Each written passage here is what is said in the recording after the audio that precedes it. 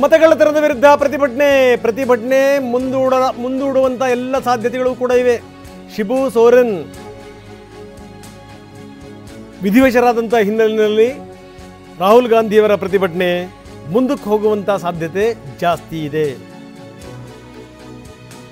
ರಾಹುಲ್ ಗಾಂಧಿ ಇಲ್ಲಿ ಬಂದು ಪ್ರತಿಭಟನೆ ಮಾಡ್ತೀವಿ ಅಂತ ಹೇಳಿದ್ರು. ಇದಕ್ಕೆ ಸಂಬಂಧಪಟ್ಟಂಗೆ ಸ್ಥಳ ಪರಿಶೀಲನೆ ಕೂಡ ಬೆಳಗ್ಗಿನಿಂದ ಆಗ್ತಾ ಇತ್ತು, ನಾವು ತೋರಿಸಿದ್ವಿ. ಹಿರಿಯ ನಾಯಕ ಶಿಬು ಸೋರೆನ್ ನಿಧನ ಹೊಂದಿರುವಂಥ ಹಿನ್ನೆಲೆಯಲ್ಲಿ ರಾಹುಲ್ ನೇತೃತ್ವದಲ್ಲಿ ನಡೆಯಬೇಕಿದ್ದಂಥ ಪ್ರತಿಭಟನೆ ಮುಂದಕ್ಕೆ ಹೋಗುತ್ತೆ. ಬನ್ನಿ, ಡಿ ಕೆ ಮಾತಾಡ್ತಾ ಇದ್ದಾರೆ ಇದಕ್ಕೆ ಸಂಬಂಧಪಟ್ಟಂಗೆ ನೋಡೋಣ. Without mike we wanted to speak, otherwise echo ಆಗ್ತಾ ಇದೆ. ದಯವಿಟ್ಟು ಎಲ್ಲರೂ ಯು ಹ್ಯಾವ್ ಟು ಎಲ್ಲರೂ ಕೋಆಪರೇಟ್ ಮಾಡಬೇಕು, ಶಾಂತಿಯಿಂದ ಇರಬೇಕು. Please you start and then you say in Kannada. I'll say briefly in English and then you can say in Kannada. No need for mic. Namaskar friends. As you know, organized by Karnataka Pradesh Congress Committee, a historical vote adhikar rally is being organized at Freedom Grounds tomorrow on 5th of August 2025, which would have been addressed by Shri Rahul Gandhi, Shri Mallikarjun Kharge, PCC President, Chief Minister and all other leaders.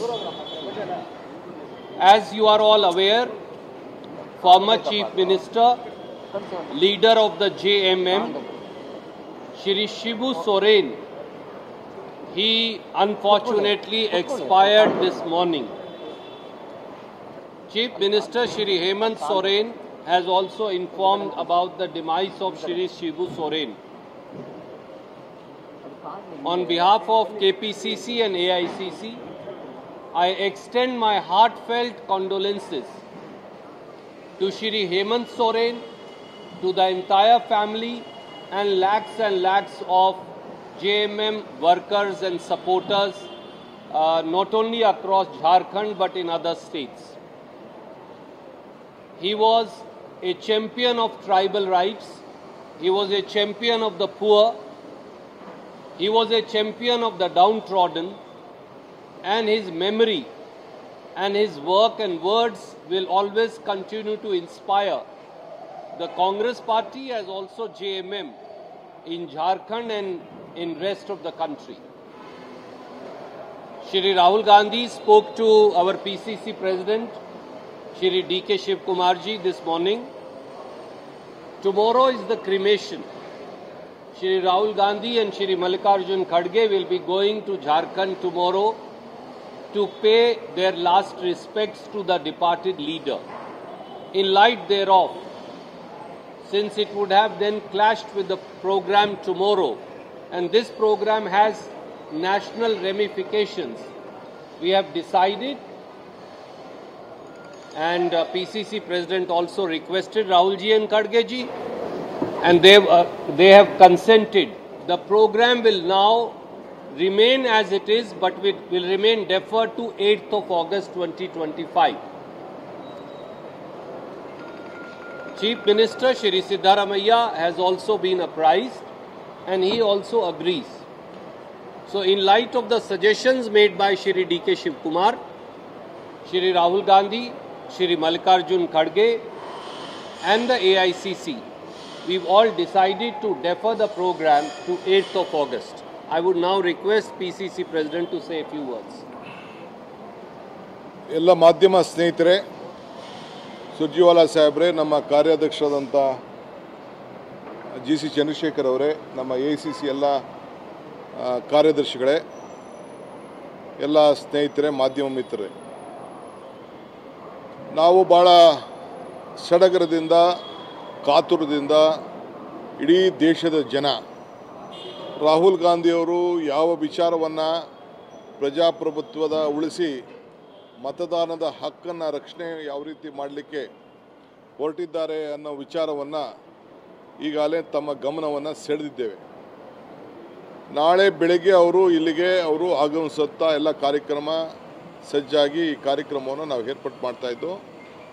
ನಾನು land ಆದ ತಕ್ಷಣ ನನಗೆ ನಮ್ಮ ಮಾಜಿ ಮುಖ್ಯಮಂತ್ರಿಗಳು ನಮ್ಮ is A partner we are associate India ಗ್ರೂಪ್ನ ಮುಖ್ಯಸ್ಥರು ಸೋಮೇಶ್ವರನ್ ಅವರು ಕೊನೆ ಉಸಿರು ಎಳೆದ್ರು ಅಂಥೇಳಿ ವಿಚಾರ ತಿಳಿತು.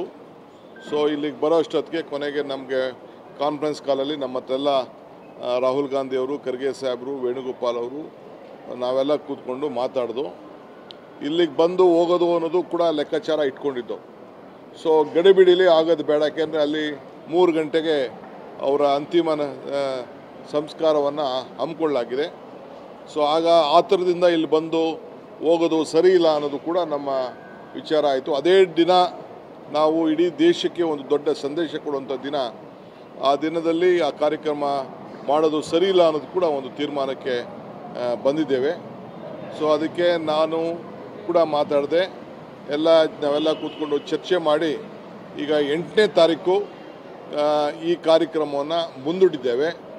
ಕೆಲವರಿಗೆ ವರಮಹಾಲಕ್ಷ್ಮಿ ಹಬ್ಬ ಅನ್ನೋದೆಲ್ಲ ಕೂಡ ಇದೆ, ಆದರೆ ನಾವು ಅದೆಲ್ಲ ಪಕ್ಷದ ಕೆಲಸ, ಹೋರಾಟ ಇವೆಲ್ಲ ಕೂಡ ನಾವು ಗಮನ ಇಟ್ಕೊಳ್ಳೋಕ್ಕಾಗಲ್ಲ. ಸೊ ನಮ್ಮ ಎಲ್ಲ ರಾಜ್ಯದ ಎಲ್ಲ ಮುಖಂಡಗಳಿಗೆ, ಕಾರ್ಯಕರ್ತರಿಗೆ, ಭಾಳ ಸಜ್ಜಾಗಿ ಶಾಸಕರುಗಳಿಗೆ, ಮಂತ್ರಿಗಳಿಗೆ, ಎಲ್ಲರೂ ಕೂಡ ಕಾರ್ಯಕರ್ತರಿಗೆ ಕೂಡ ನಾನು ಮನವಿ ಮಾಡ್ಕೊಳ್ತಾ ಇದ್ದೇನೆ, ತಾವೇನು ಇವತ್ತು ಸಿದ್ಧತೆ ನಾವು ಮಾಡ್ಕೊಂಡಿದ್ದೀವಿ, ಈ ಸಿದ್ಧತೆಯನ್ನು ನೀವು ಮುಂದುವರಿಸಬೇಕು. ನೀವು 8ನೇ ತಾರೀಕು ಬೆಳಗ್ಗೆ ಇದೇ ರೀತಿ ಇದೇ ಜಾಗದಲ್ಲಿ ಇಲ್ಲಿ ಕಂಟಿನ್ಯೂ ಆಗ್ತದೆ. ತಾವು ದಯವಿಟ್ಟು ಅನಾನುಕೂಲ ಆಗಿರ್ಬೋದು, ಯಾಕೆಂದರೆ ಪ್ರಕೃತಿಯ ನಿಯಮ ನಮ್ಮ ಯಾರ ಕೈಲೂ ಇಲ್ಲ.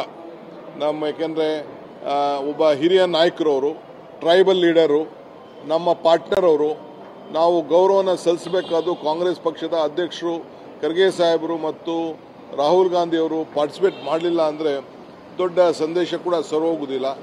ಆ ದೃಷ್ಟಿಯಿಂದ ಇವತ್ತು ನಾವು ತೀರ್ಮಾನವನ್ನು ಮಾಡಿ ನಾವು ಇದನ್ನು ಬರೀ 3 ದಿನಗಳ ಕಾಲ ಫ್ರಮ್ 5th to 8th ಅದನ್ನು ನಾವು 5ರಿಂದ 8ನೇ ತಾರೀಕಿಗೆ ಮುಂದೂಡಿದ್ದೇವೆ. ಸೊ ಭಾಳ ಉತ್ಸಾಹದಿಂದ ನಮ್ಮ ಕಾರ್ಯಕರ್ತರು ಇದ್ದಾರೆ, ಮತದಾರರು ಇದ್ದಾರೆ, ಮುಖಂಡರುಗಳಿದ್ದಾರೆ. ಸೊ ಇದೆಲ್ಲ ತಾವು ಕೂಡ ನೋಡ್ತಾ ಇದ್ದೀರಿ. ಈ ಫ್ರೀಡಮ್ ಪಾರ್ಕ್ನಲ್ಲಿ ಯಾವ ಒಂದು ಹೊಸ ರೂಪ ಬಂದಿದೆ, ನಮ್ಮ ಕಾರ್ಯಕರ್ತರು ಎಷ್ಟು ಉತ್ಸಾಹದಿಂದ ಇದ್ದಾರೆ, ಏನು ರಾಹುಲ್ ಗಾಂಧಿ ಅವರು ತಿಳಿಸ್ತಾರೆ ಅನ್ನೋದು ಕೂಡ ಇದೆ. ಇವತ್ತು ಸಾಯಂಕಾಲ ಕೂಡ ಅಲ್ಲಿ ದೆಹಲಿಯಲ್ಲಿ ಒಂದು ಪ್ರೆಸ್ ಕಾನ್ಫರೆನ್ಸ್ ಕೂಡ ರಾಹುಲ್ ಗಾಂಧಿ ಅವರು ನಿಗದಿ ಮಾಡಿಕೊಂಡಿದ್ದರು. ನಮ್ಮ ರಾಜ್ಯದ ಅನೇಕ ವಿಚಾರಗಳನ್ನು ಚರ್ಚೆ ಮಾಡಲಿಕ್ಕೆ ಅವರು ನಿಗದಿ ಮಾಡಿದರು. ಬಟ್ ಈ ಸಂದರ್ಭದಲ್ಲಿ ಆ ಪ್ರೆಸ್ ಕಾನ್ಫರೆನ್ಸ್ ಕೂಡ ಅಲ್ಲಿ ದೆಹಲಿಯಲ್ಲೂ ಕೂಡ ಮುಂದೂಡಿದೆ.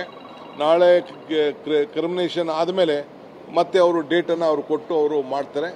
ಸೊ ಎಲ್ಲರೂ ಕೂಡ ದಯವಿಟ್ಟು ನಾನು ವಿಷಾದ ವ್ಯಕ್ತಪಡ್ತೇನೆ, ಕರ್ನಾಟಕ ಪ್ರದೇಶ ಕಾಂಗ್ರೆಸ್ ಪಕ್ಷದ ಪರವಾಗಿ ಮತ್ತು ನಮ್ಮ ಸರ್ಕಾರದ ಪರವಾಗಿ ಒಬ್ಬ ಆತ್ಮೀಯ ನಮ್ಮ ನಾಯಕರಾದಂಥ ಸುಬ್ಬು ಸೋರನ್ರವರು ಅವರ ಆತ್ಮಕ್ಕೆ ಶಾಂತಿ ಸಿಗಲಿ ಅಂತೇಳಿ ನಾವೆಲ್ಲ ಕೂಡ ಗೌರವವನ್ನು ಸಲ್ಲಿಸಬೇಕಾಗಿದೆ. ಆ ಕೆಲಸ ನಾವು ಮಾಡ್ತೇವೆ. ಎಲ್ಲ ಸಂದರ್ಭದಲ್ಲೂ ಕೂಡ ನಮ್ಮ ಕಷ್ಟ ಕಾಲದಲ್ಲಿ ಸುಬ್ಬು ಸೋರನ್ ಅವರು ಪಕ್ಷದ ಅನೇಕ ಕಷ್ಟದ ಕಾಲದಲ್ಲಿ ಬಹುಶಃ ತಮಗೆಲ್ಲ ನೆನಪಿರ್ಬೋದು, ಹಿಂದೆ ನರಸಿಂಹರಾಯರ ಕಾಲದಿಂದ ಹಿಡಿದು ಎಲ್ಲ ಸಂದರ್ಭದಲ್ಲೂ ಕೂಡ ಈ ಒಳ್ಳೆ ಬಂಡೆಯಾಗಿ ಅವರು ನಮ್ಮ ಪಕ್ಷದ ಸಿದ್ಧಾಂತ ಜೊತೆಯಲ್ಲಿ ಇಟ್ಕೊಂಡು ಇವತ್ತು ನಮ್ಮ ಜೊತೆಯಲ್ಲಿ ಸರ್ಕಾರವನ್ನು ರಚನೆ ಮಾಡಿದ್ದಾರೆ. ಅವರ ಸರ್ಕಾರದಲ್ಲಿ ನಾವು ಬೆಂಬಲ ಕೊಟ್ಟಿದ್ದೇವೆ. ಇವತ್ತು ಅದರಿಂದ ನಮ್ಮದು ಒಂದು ಪಾರ್ಟ್ನರಿಂಗ್ ಪಾರ್ಟಿ ಆಗಿರೋದ್ರಿಂದ, ಇಂಡಿಯಾ ಗ್ರೂಪ್ ಆಗಿರೋದ್ರಿಂದ ನಾವು ಈ ಸಂದರ್ಭದಲ್ಲಿ ವಿಧಿ ಇಲ್ಲದೇ ನಾವು ನಮ್ಮ ಗೌರವವನ್ನು ವ್ಯಕ್ತಪಡಿಸಬೇಕು ಅಂತೇಳಿ ಇದನ್ನು ಮುಂದಕ್ಕೆ ಹಾಕಿದ್ದೇವೆ.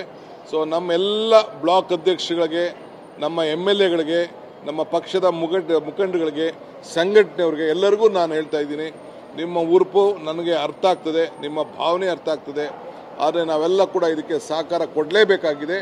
ಆ ದೃಷ್ಟಿಯಿಂದ ಇದೇ ಜಾಗದಲ್ಲಿ ಈ ಕಾರ್ಯಕ್ರಮವನ್ನು 8ನೇ ತಾರೀಕು ನಾವು ಮುಂದೂಡ್ತಾ ಇದ್ದೇವೆ. ಸೊ ಇನ್ನೂ ಹೆಚ್ಚಿಗೆ ಸಿದ್ಧತೆಯನ್ನು ಮಾಡಿಕೊಳ್ಳಿಕ್ಕೆ ನಿಮಗೆ ಟೈಮು ಕೂಡ ಸಿಕ್ಕಿದೆ. ಕೆಲವ್ರಿಗೆ ನಾವು ಶುಕ್ರವಾರ ಅನ್ನೋದು ಭಾವನೆ ಇರ್ಬೋದು, ನಾವು ಅದನ್ನೆಲ್ಲ ಯೋಚನೆ ಮಾಡೋಕ್ಕಾಗೋದಿಲ್ಲ. ಅವರು ಪ್ರಾರ್ಥನೆ ಮಾಡೋದಕ್ಕೆ ನಾವು ಯಾರಿಗೂ ಅಡ್ಡಿ ಬರೋದಿಲ್ಲ. ಪೂಜೆ ಮಾಡೋರಿಗೆ ಸಾಯಂಕಾಲ ಮನೆಗೆ ಹೋಗಿ ಪೂಜೆ ಮಾಡೋರಿಗೂ ನಾವು ಅಡ್ಡಿ ಬರೋದಿಲ್ಲ.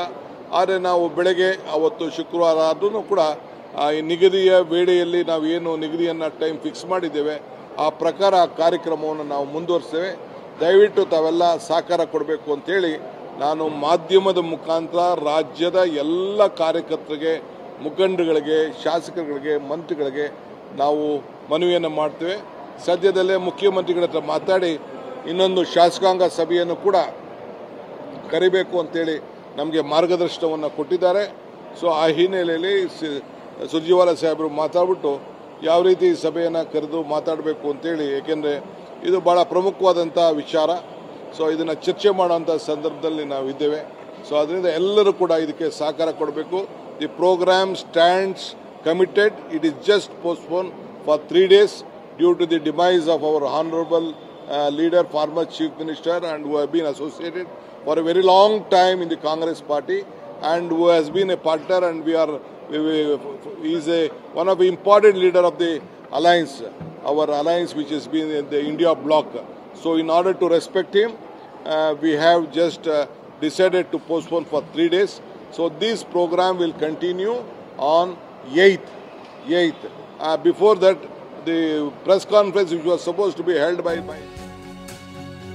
ಡಿ.ಕೆ. ಶಿವಕುಮಾರ್ ಮಾತಾಡ್ತಾ ಇದ್ರು. ಕಾಂಗ್ರೆಸ್ಸಿನ ಪ್ರತಿಭಟನೆ ಮುಂದಕ್ಕೆ ಹೋಗಿದೆ. ಶಿಬು ಸೋರೆನ್ ವಿಧಿವಶವಾದಂಥ ಹಿನ್ನೆಲೆಯಲ್ಲಿ 8ನೇ ತಾರೀಕಿಗೆ ಹೋಗಿದೆ. ಅನಿವಾರ್ಯವಾಗಿ ನಾವು ಈ ನಿರ್ಧಾರ ತೆಗೆದುಕೊಳ್ಳಲೇಬೇಕಾಯಿತು. ಮೊದಲಿಂದಲೂ ಕೂಡ ಅವರು ಕಾಂಗ್ರೆಸ್ಸಿನ ಜೊತೆಗಿದ್ದಂಥವರು, ಕಾಂಗ್ರೆಸ್ಗೆ ಸಾಥ್ ಕೊಟ್ಟಿರುವಂಥವರು. ಅಂಥವ್ರು ಹೋದಂಥ ಸಂದರ್ಭದಲ್ಲಿ ನಾವೇನಾದರೂ ಕಾರ್ಯಕ್ರಮ ಮಾಡಿದ್ರೆ ತಪ್ಪು ಸಂದೇಶ ರವಾನೆ ಆಗುತ್ತೆ ದೋಸ್ತಿಗಳಲ್ಲಿ. ಹೀಗಾಗಿ ಅನಿವಾರ್ಯವಾಗಿ ನಾವು ಕಾರ್ಯಕ್ರಮ ಮುಂದಕ್ಕೆ ಹಾಕಲೇಬೇಕು. ಅವತ್ತು ಹೇಳಿ ಕೇಳಿ ಹಬ್ಬ, ವರಮಹಾಲಕ್ಷ್ಮಿ ಹಬ್ಬ, ಸಂಜೆ ಹೊತ್ತು ಹಬ್ಬ ಮಾಡ್ಕೊಳ್ಳಿ, ಆದರೆ ಬೆಳಗ್ಗೆ ಪ್ರತಿಭಟನೆ ಮಾಡಬೇಕು. ಸಂಬಂಧಪಟ್ಟಂಥ ಶಾಸಕರು ಅವರೆಲ್ಲರೂ ಕೂಡ ಅಲರ್ಟ್ ಆಗಿರಬೇಕು. ನಾವೆಲ್ಲರೂ ಕೂಡ ಅದರಲ್ಲಿ ಪಾಲ್ಗೊಳ್ಳಬೇಕು ಅನ್ನುವಂಥ ಮಾತು ಡಿ.ಕೆ. ಶಿವಕುಮಾರ್ ಪತ್ರಿಕಾಗೋಷ್ಠಿ ಉದ್ದೇಶಿಸಿ ಮಾತಾಡ್ತಾ ಇದ್ರು.